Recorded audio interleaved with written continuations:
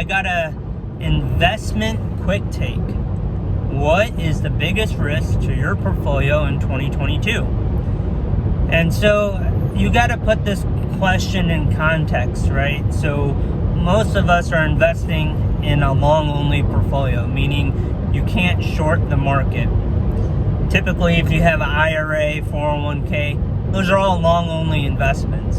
So that means you can only buy securities. You can't sell against the securities. So when we look at risk, there's two big things that you have to look at. One is what is your framework to measure risk? And second is, how do you measure risk on an ongoing basis?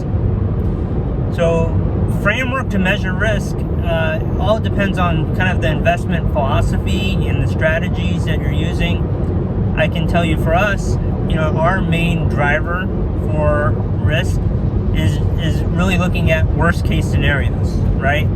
So we're looking at what is the maximum drawdown a client would feel comfortable with and still stick with the strategy that they have.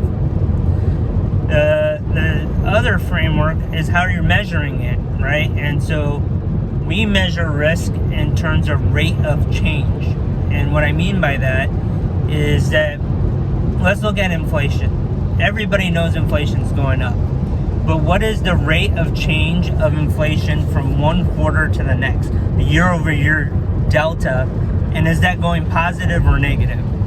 And so when we look at a framework for risk, we're trying to identify if if things are cyclical and they go up and down, are we at the top of the cycle or the bottom of the cycle?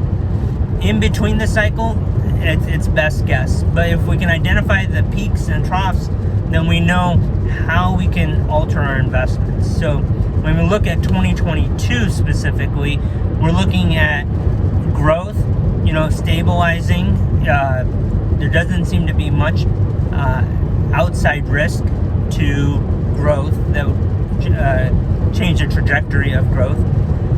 When we look at inflation, we see the rate of change starting to flatten out.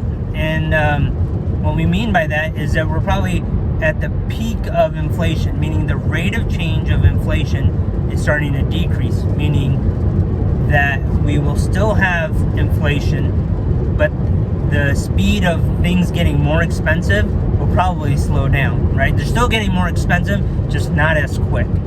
And so with that, what are we doing from an investment standpoint is that we look at, all right, if inflation is starting to kind of peak, if you will, in terms of rate of change, and the Fed is talking about raising interest rates, the big risk that we see from our firm is that could we be in a scenario where the Fed is going to tighten monetary policy in the middle of a slowdown? And if that's the case,